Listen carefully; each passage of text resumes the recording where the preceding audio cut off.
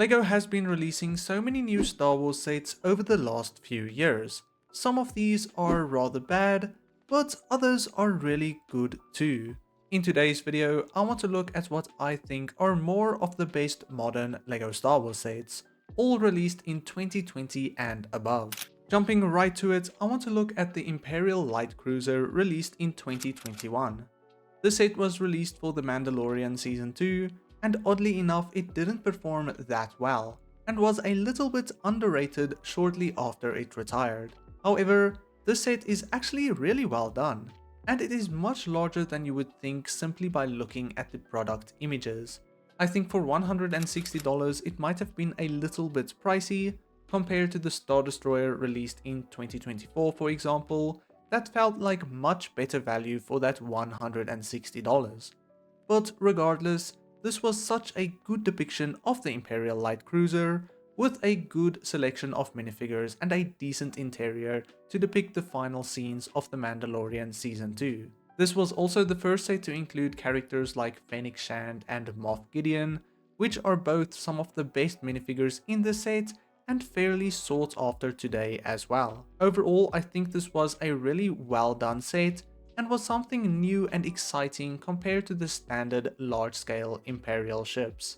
Moving on, I want to talk about another set from The Mandalorian that many people talked about in the comments of my previous videos on the topic, and that is the Mandalorian Fang Fighter vs TIE Interceptor. This was a really good $100 set including two very well done fighters, especially the TIE Interceptor, which is easily one of the best versions of the ship LEGO has ever made. Despite being so good, this set didn't sell too well either, and even though it has retired last year, it is still very easy to find in store. And on the aftermarket, it is apparently worth around $85, 15 less than its original retail price. To me, the major draw to the set is that TIE Interceptor, as the Fang Fighter isn't that desirable and the minifigures aren't too exciting either. But all in all, the set delivers two well done ships at a decent price, and I think it is one of the better sets of the year as well. But let me know down below what you think about this set. Probably the set I overlook the most from these recent years is the Hoth AT-ST, released back in 2022. When this set released, I had no interest for it, and I honestly forgot about its existence once it retired.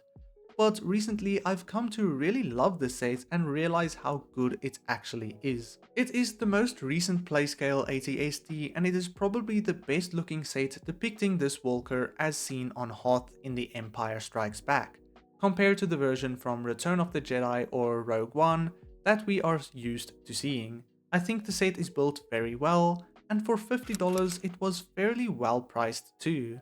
The minifigures were quite decent as well, and I think that Chewbacca minifigure was especially neat, with snow sprinkled across the minifigure to make it unique compared to other Chewbacca minifigures previously released. Now jumping back to 2020, I want to talk about the Razor Crest. This to me is a really good playset that often doesn't get any attention anymore, despite being a very good depiction of the ship at this scale.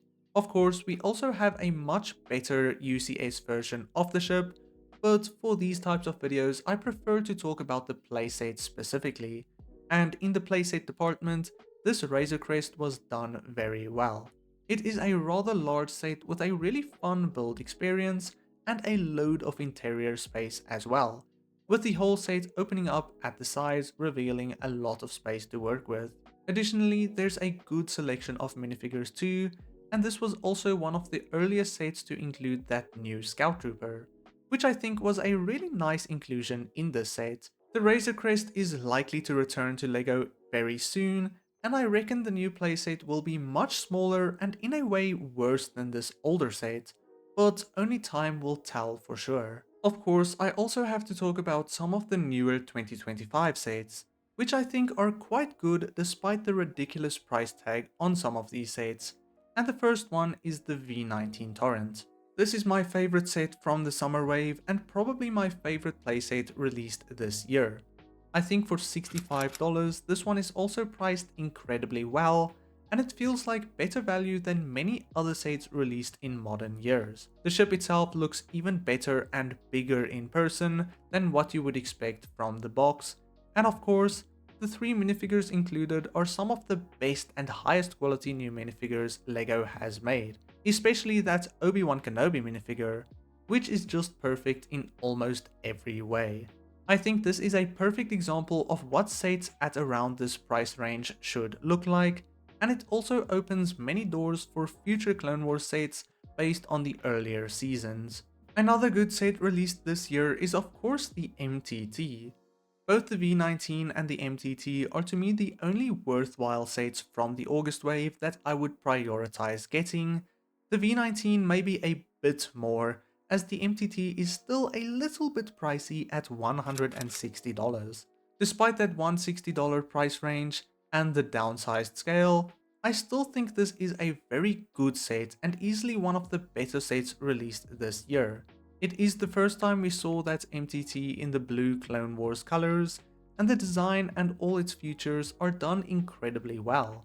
The minifigures included are also very nice, the standout being those Commander droids, a new Ayla Secura, and of course Commander Bly. I do think it is strange that Commander Bly didn't get some arm printing in this $160 set, when Obi-Wan was able to get that treatment in a $65 set.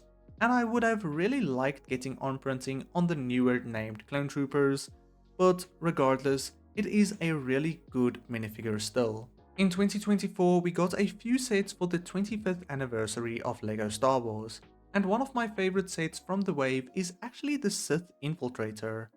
A lot of people do not like this set actually, because it is much smaller than previous Sith Infiltrators, and they say that $70 feels a bit much for this set. Honestly, I think at the scale the ship looks fairly good actually, and the build is very detailed and looks quite nice, and $70 feels quite fair as well. The minifigure selection is decent as well, including the first Qui-Gon Jinn in quite some time, alongside Anakin and Darth Maul.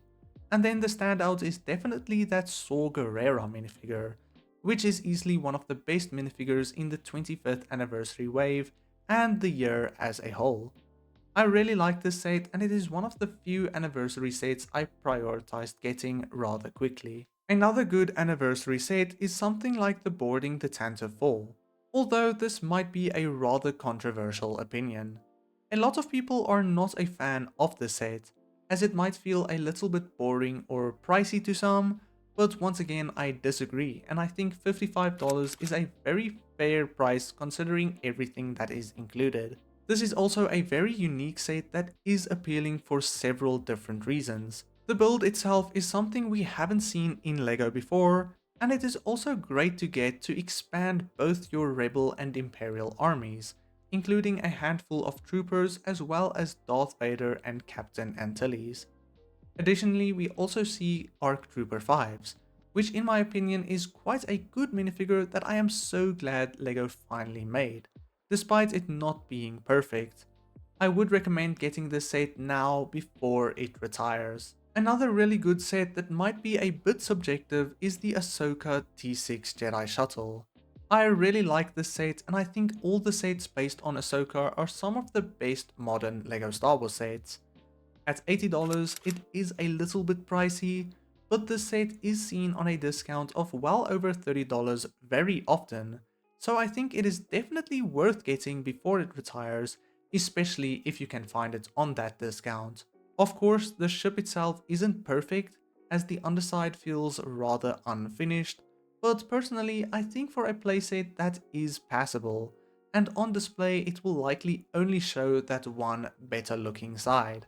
The minifigures included are very good as well, and I think some of these will be rather sought after the set retires. The final set I want to talk about is actually a buildable character, and that is Chopper, released in 2025. I have never been a fan of these buildable characters, as I have said many times before, but after getting both Chopper and R2-D2, who I have talked about in a previous video on this topic as well, I have come to really love these two sets.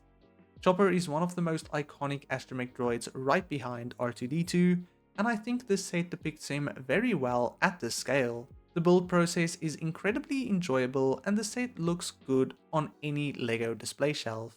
And at $100, I think it is incredibly well priced as well, especially comparing to some other buildable characters such as the Battle Droid released later in the year. But all that said, what do you think are some of the best modern LEGO Star Wars sets? Let me know down below. Then I will see you all in the next one. God bless you and cheers.